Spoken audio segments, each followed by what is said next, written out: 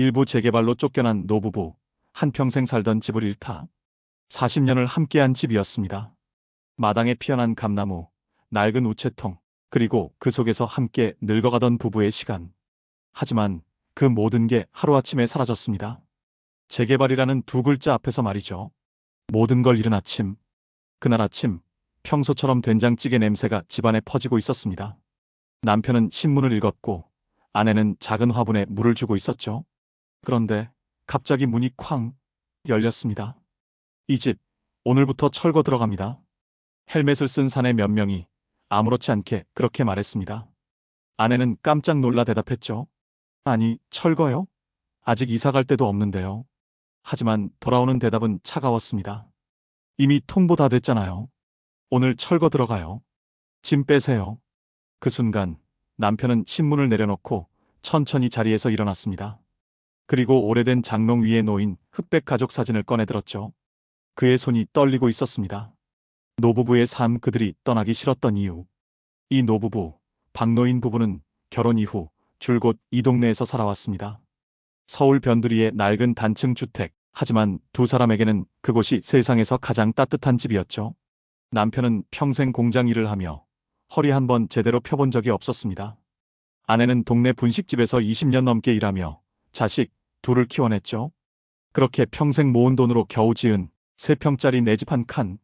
그 집이 이제는 없어질 거라고 했습니다. 아무런 준비도 없이. 처음 재개발 이야기가 나왔을 땐 솔직히 기뻤습니다. 우리도 이제 엘리베이터 있는 아파트로 가겠구나. 그렇게 생각했거든요. 하지만 현실은 달랐습니다. 보상금은 터무니없이 적었고 새 아파트 분양권은 돈이 없으면 살 수도 없었습니다. 그들에게 돌아온 건 철거 통보서 한 장뿐이었죠. 조용한 저항, 이 집은 내 인생이에요. 박노인은 철거반에게 조용히 말했습니다. 이 집은 내 손으로 지은 집이에요. 내가 흙을 이고 벽을 쌓았어. 내가 떠나면 이 집도 죽는 거야. 그러자 철거반장은 짧게 대꾸했죠. 어르신, 우리도 일해야 먹고 삽니다. 죄송합니다. 그리고 포크레인이 천천히 담벼락 앞에 멈췄습니다. 커다란 쇳덩이가 윙 소리를 내며 돌아가고 집안엔 먼지가 자욱이 피어올랐죠. 아내는 부엌으로 달려가 냉장고 문을 열었습니다. 그 안에는 전날 끓인 미역국이 그대로 있었습니다. 그녀는 마지막으로 국그릇 하나를 들어 조용히 식탁 위에 올렸습니다. 여보, 밥은 먹고 나가자. 이웃들의 눈물. 동네 사람들도 이 장면을 그냥 보지 못했습니다. 그들은 모두 이 부부와 함께 수십 년을 살아왔으니까요. 할아버지, 진짜 이렇게 쫓겨나는 거예요? 시청에 민원 넣어봐요. 너무하잖아요. 하지만 행정은 냉정했습니다. 법적으로 다 끝난 일입니다. 그 말 한마디로 모든 게 정리됐죠. 박노인은 철거반에게 말했다고 합니다. 나는 죄 짓고 산 적 없어. 근데 왜 이렇게 쫓기듯 살아야 합니까? 그의 목소리는 울음인지 분노인지 알 수 없었습니다. 갈 곳 없는 사람들. 철거가 끝난 그날 저녁, 박노인 부부는 짐 몇 개를 들고 버스 정류장에 앉았습니다. 어디로 가야 할지, 누구에게 도움을 청해야 할지 몰랐습니다. 큰아들은 지방으로 이사가 버렸고 둘째 딸은 사정이 어려워 자신도 월세방에서 살고 있었죠. 여보, 그냥 찜질방이라도 가자. 그래, 오늘만 그러자.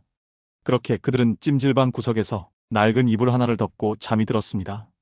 그날이 바로 이 부부의 집이 사라진 첫날이었습니다. 아내의 일기. 며칠 뒤 아내의 낡은 수첩 한 장이 발견됐습니다. 거기엔 이런 글이 적혀 있었습니다. 오늘 우리 집이 사라졌다. 그래도 남편이 내 옆에 있으니 괜찮다. 하지만 내일은 어디서 눈을 떠야 할까? 짧은 글이었지만 그 안엔 한평생을 버텨온 사람의 절망과 체념이 고스란히 담겨 있었습니다. 임시 거처에서의 삶. 며칠 뒤 구청에서 임시 거처를 안내받았습니다. 창문 없는 조그만 컨테이너였습니다. 낮엔 덥고 밤엔 너무 추웠죠. 아내는 새벽마다 일어나 말했습니다. 여보, 여긴 냄새가 너무 심해. 나 숨 막혀. 하지만 남편은 말없이 담요를 덮어주며 조금만 버티자. 우리 금방 나가자. 그렇게 서로를 위로했습니다. 그때까지만 해도 그들은 아직 희망이 있다고 믿고 있었습니다. 동네의 변화, 그리고 소외. 몇 달 뒤 그들이 살던 동네는 완전히 변했습니다. 철거된 자리에 새로운 아파트 단지가 올라가고 광고 현수막에는 이렇게 쓰여 있었죠. 당신의 삶을 바꿔줄 프리미엄 주거단지. 박노인은 그 문구를 한참 바라보다가 작게 중얼거렸습니다. 우리의 삶은 그 프리미엄밖에 있구나. 아내는 그의 손을 꼭 잡았습니다. 여보, 우린 그냥 조금 늦게 온 거야. 괜찮아. 하지만 그녀의 눈가엔 눈물이 맺혀 있었습니다. 또다시 통보서 한 장. 그러던 어느 날 그들이 임시로 지내던 컨테이너에도 한 장의 종이가 붙었습니다. 임시 사용기간 종료 통보. 또다시 떠나야 한다는 의미였습니다. 아내는 종이를 찢지도 못하고 그냥 바람에 흩날리는 걸 바라봤습니다. 그녀는 조용히 말했죠. 이제 우린 정말 어디로 가야 해? 그 말에 남편은 아무 말도 하지 않았습니다. 그저 마당이 있던 옛집 방향을 향해 고개를 숙였죠. 다음 편 예고. 한평생을 성실하게 살아온 사람들. 그들이 원한 건 큰 부도 화려한 아파트도 아니었습니다. 그저 평생을 함께한 집 한 칸이었죠. 하지만 세상은 그마저도 빼앗아갔습니다. 그날 밤 박노인은 쪽잠을 자다 낮게 중얼거렸습니다. 우리 집 이제 진짜 없네. 아내는 그런 남편의 손을 꼭 잡고 작게 속삭였습니다. 괜찮아, 여보. 우린 아직 서로가 있잖아. 하지만 그 말이 끝나기도 전에 남편의 손이 천천히 힘을 잃기 시작했습니다. 그녀는 남편 없이 다시 세상과 맞서야 했습니다. 재개발이라는 이름의 발전, 그 속에서 사라지는 사람들의 이야기. 그 첫 번째, 박노인 부부의 사연이었습니다. 이부 남겨진 아내의 하루, 혼자 남은 노년의 싸움. 사람은 사랑하는 이를 잃으면 세상의 소리마저 멈춘다 합니다. 그날 이후 이 여인은 하루에도 수십 번씩 남편의 이름을 불렀습니다. 하지만 대답은 돌아오지 않았죠. 빈자리. 남편이 떠난 그날 밤 찜질방 구석에서 아내는 아무 말도 하지 못했습니다. 남편이 쓰러졌을 때도 구급차를 부를 생각조차 하지 못했죠. 의사는 짧게 말했습니다. 심근경색입니다. 많이 지쳐 계셨어요. 그리고 그렇게 남편은 떠났습니다. 가난과 싸우느라, 세상과 싸우느라. 한 번도 자신을 돌보지 못했던 사람. 그가 떠난 뒤 아내는 작은 종이 상자를 품에 안았습니다. 그 안에는 남편의 안경, 시계, 그리고 사진 한 장이 들어 있었죠. 사진 속 두 사람은 웃고 있었습니다. 그때만큼은 세상 걱정이 없던 시절이었습니다. 하루가 너무 길다. 아내의 하루는 끝없이 길었습니다. 해가 떠도 밥을 먹을 이유가 없었고 밤이 와도 잠들 수가 없었습니다. 그녀는 매일 버스 정류장으로 갔습니다. 그곳은 남편과 마지막으로 함께 있었던 자리였죠. 그리고 한참 동안 멍하니 앉아 있었습니다. 사람들은 그런 그녀를 보고 수군거렸습니다. 저 할머니 또 왔네. 어디 가는 데가 없나 봐. 하지만 아무도 다가오진 않았습니다. 세상은 그렇게 조용히 그리고 잔인하게 그녀를 지나쳤습니다. 행정의 벽 서류를 가져오셔야 합니다. 며칠 뒤 아내는 구청을 찾았습니다. 남편의 사망 신고를 하고 생활보호 신청을 하기 위해서였습니다. 직원은 서류를 들여다보며 말했습니다. 등본 주소지가 이미 철거된 지역이라 확인이 어렵네요. 그래도 남편이 거기서 살았어요. 그 집에서 평생을 살았다고요.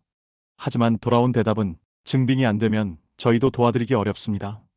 아내는 서류를 꼭 쥐었습니다. 그 손이 부들부들 떨렸습니다.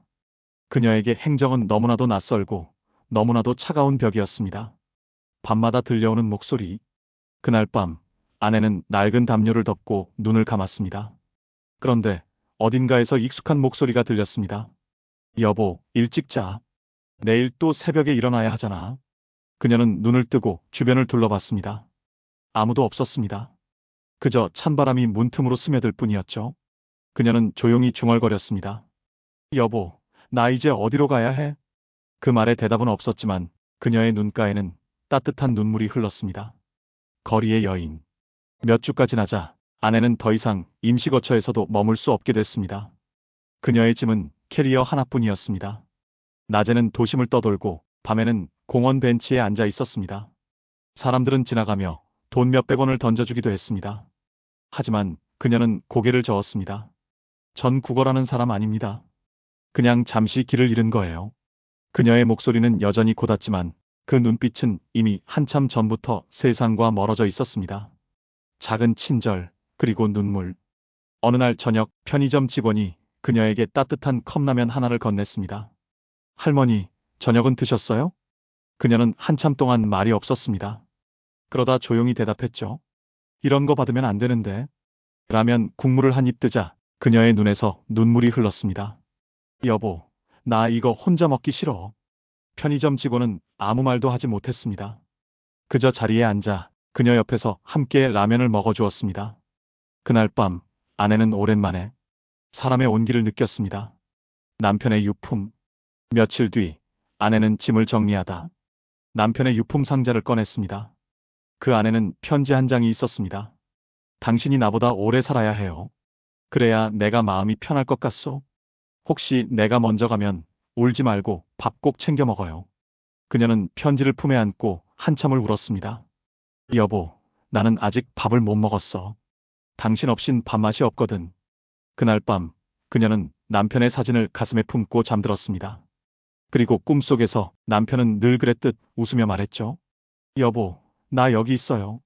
복지센터의 문턱에서. 그녀의 사정을 들은 한 이웃이 구청 복지 담당에게 연락을 넣었습니다. 며칠 뒤 사회복지사가 그녀를 찾아왔습니다. 할머니, 저희가 도와드릴게요. 쉼터 자리도 있고 식사도 제공합니다. 그녀는 조용히 대답했죠. 고맙긴 한데요. 나 집에 가고 싶어요. 복지사는 잠시 말을 잃었습니다. 그녀가 말하는 집은 이미 오래전에 사라져버린 곳이었으니까요. 그녀는 여전히 그 집의 마당을, 감나무를, 그리고 남편의 웃음을 그리워했습니다. 희망의 빛, 당신 혼자가 아니에요. 몇 주 후 지역 신문에 재개발로 집 잃은 노부부의 사연이 실렸습니다. 기사를 본 시민들이 나섰습니다. 도와드립시다. 이분 그냥 지나치면 안 돼요. 성금이 모이고 자원봉사자들이 임시 숙소를 마련해 주었습니다. 그녀는 눈시울을 붉히며 말했습니다. 세상에 아직 따뜻한 사람들이 있었네요. 그녀는 다시 밥을 짓기 시작했습니다. 작은 전기밥솥에 쌀 한 컵을 넣고 밥이 되기를 기다리며 혼잣말했습니다. 여보, 오늘은 내가 밥했어. 당신이 좋아하던 된장찌개도 끓였어. 작은 변화, 그리고 다짐. 며칠이 지나자 그녀는 복지센터에서 일손을 돕기 시작했습니다. 식당 설거지, 반찬 나르기, 그런 일들이었죠. 사람들은 말했습니다. 할머니, 이제 조금 나아지셨네요. 그녀는 미소 지으며 대답했습니다. 그래도 가끔은 남편 생각이 나요. 그래도 이렇게 일하니까 덜 슬퍼요. 그녀는 매일 아침 일어나 작게 기도했습니다. 오늘 하루도 누군가에게 따뜻한 사람이 되게 해주세요. 그녀의 눈빛은 여전히 슬펐지만 그 안엔 다시 살아보려는 작은 불씨가 피어오르고 있었습니다. 초대받은 자리. 어느 날 아파트 홍보관에서 초청장이 왔습니다. 그녀가 살던 동네에 새로 들어선 아파트의 입주 설명회였습니다. 그녀는 한참 동안 그 초대장을 바라보다가 조용히 말했습니다. 거길 내가 왜 가? 그 집은 내 집이 아니잖아. 하지만 이웃이 말했습니다. 그래도 가봐요. 당신이 지켜온 동네잖아요. 그녀는 결국 그곳을 찾았습니다. 반짝이는 건물, 향기 나는 로비, 그녀가 살던 자리는 이제 카페가 되어 있었습니다. 그녀는 그곳 한켠에서 남편과 함께 심었던 감나무가 사라진 자리를 바라봤습니다. 그 자리에 세워진 표지석엔 이렇게 적혀 있었죠. 이 자리는 재개발로 철거된 옛 마을터입니다. 그녀는 그 문구를 한참 바라보다가 작게 중얼거렸습니다. 그래, 우린 흔적이라도 남았네. 그거면 됐지. 다음 편 예고. 삶은 때때로 모든 걸 빼앗지만 그 속에서도 사람은 다시 일어섭니다. 남편을 잃고 집을 잃고 모든 걸 잃었다고 생각했던 그녀는 이제 다른 이들을 돕는 손이 되었습니다. 하지만 그녀의 여정은 끝나지 않았습니다. 이제 그녀는 다시는 이런 일이 생기지 않게 하겠다는 조용한 결심을 품게 됩니다. 그녀는 마침내 자신의 목소리로 세상과 싸우기 시작합니다. 누군가의 노후가 누군가의 개발보다 더 소중하다는 걸 우린 언제쯤 깨달을까요? 3분 5년의 저항, 잃어버린 집을 되찾다. 세상은 늘 바쁘게 돌아가지만 그 속에는 아직 멈춰선 사람들이 있습니다. 잃어버린 것을 되찾으려는 사람들, 그리고 끝내 포기하지 않은 한 노인의 이야기. 새로운 결심. 그녀는 이제 쉼터 생활에 익숙해졌습니다. 매일 아침 밥을 짓고 다른 어르신들을 챙기며 하루를 보냈죠. 하지만 밤이 되면 늘 같은 꿈을 꿨습니다. 마당에 감나무가 서 있고 남편이 웃으며 말하죠. 여보, 우리 집 다시 지어야지. 그녀는 잠에서 깨어 속삭였습니다. 그래, 우리 집 다시 세워야지. 그날 이후 그녀는 작은 수첩 하나를 들고 다니기 시작했습니다. 거기엔 이렇게 적혀 있었죠. 이제 내가 해볼 차례다. 신문기자의 방문. 며칠 뒤 지역신문 기자가 그녀를 찾아왔습니다. 할머니, 혹시 인터뷰 괜찮으세요? 재개발 피해 어르신들의 이야기를 다루고 있어요. 그녀는 잠시 망설이다 말했습니다. 그래요. 이제 누군가는 알아야죠. 우린 도둑도 아닌데 왜 죄인처럼 쫓겨나야 합니까? 그녀의 목소리는 떨렸지만 그 속엔 강한 의지가 담겨 있었습니다. 그날 이후 그녀의 이야기는 기사로 실렸습니다. 제목은 이랬습니다. 재개발 뒤 거리로 내몰린 어르신의 눈물. 댓글에는 수많은 응원 메시지가 달렸습니다. 이건 너무 부당합니다. 이분을 도와야 합니다. 우리 사회가 변해야 합니다. 작은 움직임. 그녀의 이야기는 점점 알려졌습니다. 지역 시민단체와 대학생들이 찾아와 도움을 주겠다고 했습니다. 할머니, 저희가 함께 싸울게요. 그녀는 웃으며 말했습니다. 그래요. 하지만 싸운다는 건 미워하는 게 아니에요. 그냥 제 목소리를 들려주는 거예요. 그날 이후 그녀는 매주 구청 앞에서 피켓을 들고 서 있었습니다. 피켓엔 이렇게 적혀 있었죠. 집은 사람의 기억입니다. 제 기억을 빼앗지 말아주세요. 행인들은 처음엔 그저 지나쳤지만 점점 그 앞에 발걸음을 멈추기 시작했습니다. 시청 앞의 노부인. 어느 날 그녀는 시청 앞에서 기자회견을 열었습니다. 마이크를 잡은 그녀의 손이 떨렸지만 눈빛은 단단했습니다. 저는 이 나이에 싸우고 싶지 않았습니다. 그냥 조용히 남편이랑 살고 싶었어요.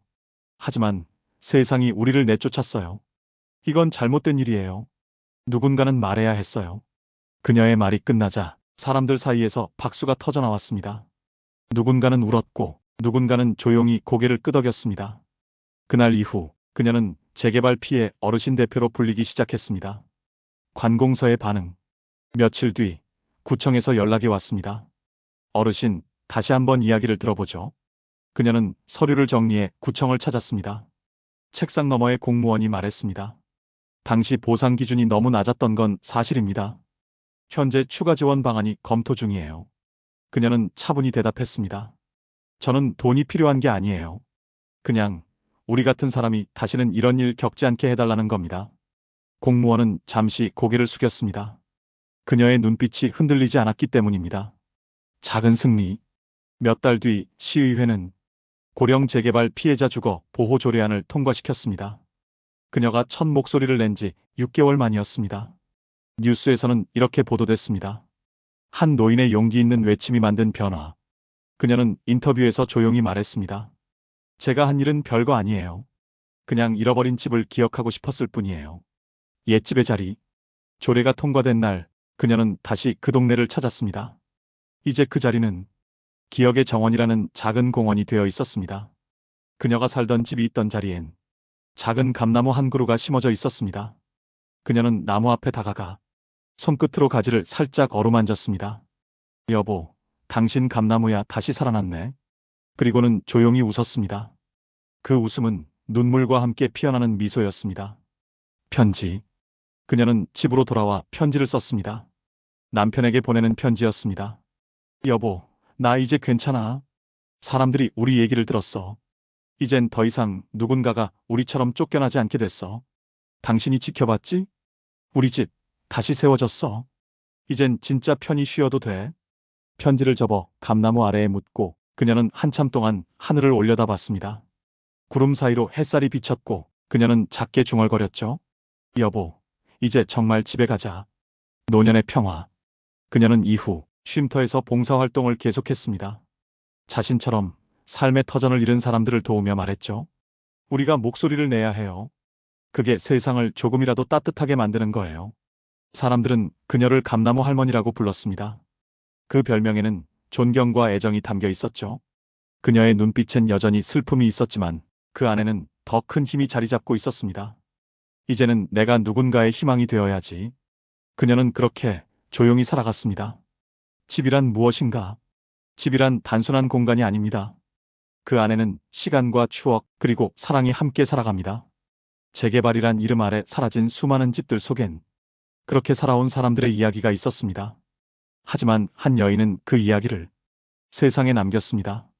그리고 그 덕분에 또 다른 누군가의 노후가 지켜졌습니다. 이것은 단지 한 노부부의 이야기로 끝나지 않습니다. 우리가 사는 세상에 대한 질문이기도 합니다. 발전이란 무엇인가? 사람의 삶을 빼앗는 발전이 진짜 발전일까? 그녀의 감나무는 오늘도 그 자리에 서 있습니다. 바람이 불 때마다 잎사귀들이 속삭입니다. 여보, 우리 이제 집에 왔어요. 엔딩. 잃어버린 집을 되찾은 여인, 그리고 그녀가 남긴 가장 큰 유산은 사람의 존엄이었습니다.